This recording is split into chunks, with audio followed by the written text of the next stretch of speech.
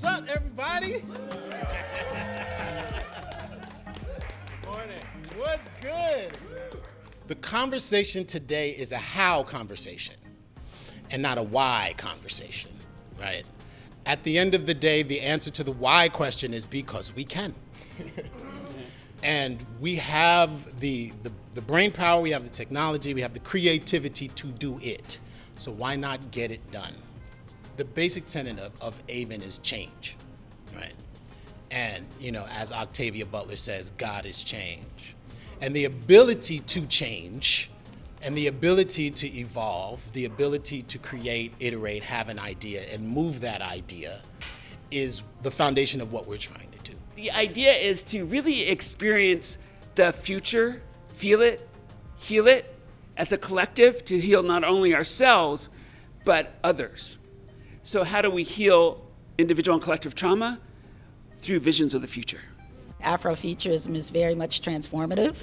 The subject of Afrofuturism through the lens of empowering people creatively, of having a creative practice to help unleash these boundaries we sometimes place around possibility. The imagination as both inspiration, as liberatory. There are ideas that just kind of hop times, and we're always in community with these spaces. I was sure that not only was spatial computing going to become the platform that would be pervasive for all of humanity, but that African voices must be a part of shaping that.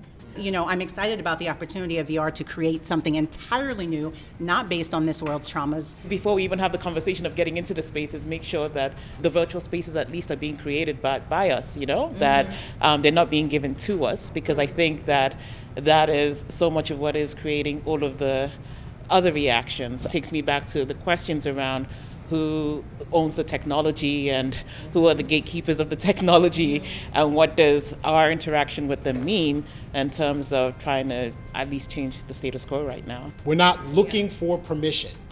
Everybody's always asking whether or not we should or we could or it's gonna make money. Stop asking. This is what we're gonna do. The tools and the technologies that we manifest are ultimately still going to be a reflection of whatever our inner prisons, our inner liberation is. Whatever that inner state of consciousness is going to manifest in that virtual world. Whether it's conscious or subconscious, are there ways that we could create like collective ceremonies, collective experiences, again, that enable people from all around the world to have some type of a ritual or some type of a healing experience that could be mediated through the technology, but that is ultimately like tapping into that core spiritual transformation. All of the beauty in the tiny little movements and touch and the way that we actually feel each other when we're together, that's what I want to be able to feel. Yeah. So what is it that makes us feel alive? How do we cultivate more of that?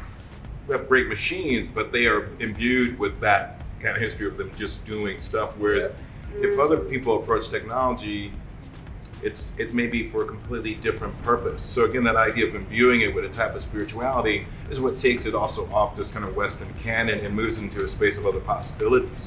What would this world look like if it was a village and it operated as a village?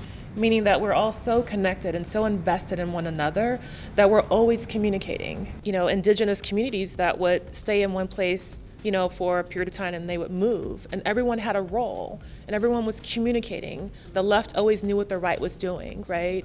And so I see a healthy world where we're always sort of engaging and mobilizing together as one unit and not as these separate entities.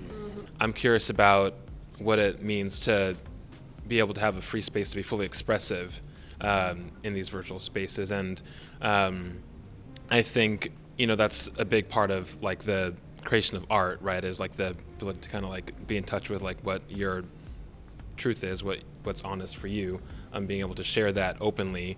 I also think in my limited understanding of trauma, you know, I think that being able to integrate truth is a part of, you know, healing as well. I think it's very important to know that so much of what is intelligent, what is considered to be intelligent by the Cartesian society is based on thought and not on the knowledge and the knowing that is arising from the body. So all of the processes that are happening in your body, keeping you breathing and walking and moving and all the rhythms that are happening, the biorhythms, are a manifestation of intelligence. And when we're looking at people who are like breakdancing or in sports or who are possessed of like incredible bodily skill, a lot of them being darker skinned people, this is not spoken of as their innate intelligence, right? They're spoken of as being talented, but they're not intelligent, right? Because it might not be being expressed in the written word. So it's like a pushback against that. Like, I breathe, I move, therefore I'm intelligent. Right. Period. Right. We create this division between science and technology and arts and culture. From a blues people, kind of an Afrocentric perspective, those two things would be the same thing. So how do you create a space where those things are the same thing?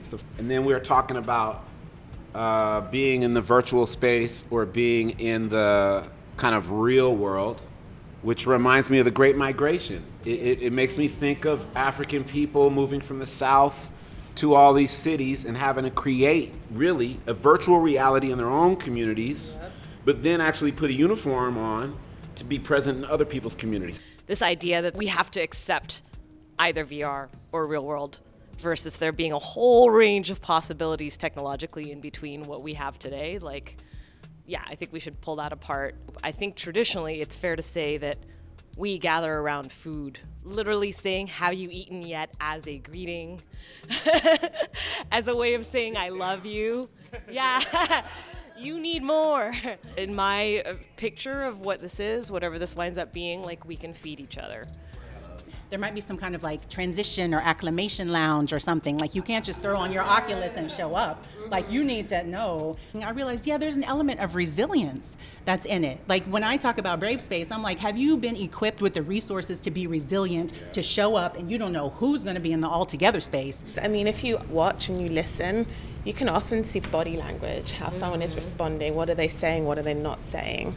So I think it's sensitivity is a good starting point, just like this awareness and not having this assumption, because, you know, how do you interpret that without explicit communication? But then I'm still thinking about the responsibility, like, what do I need to do to also create a brave space to be received in? Is it my responsibility or is it everyone's else? Responsibility and compassion. I think we need to ensure an element of cultural accountability, because I don't know what it means.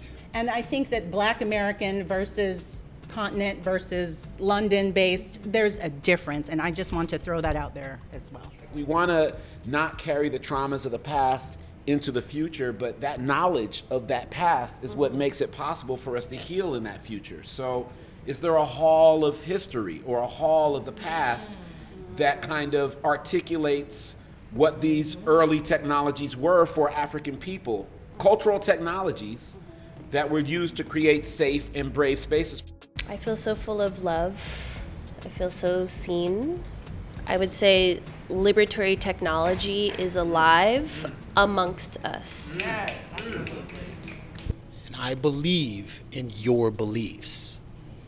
And I hope you believe in mine, because I will not let you down. Yeah. Thank you all for being here.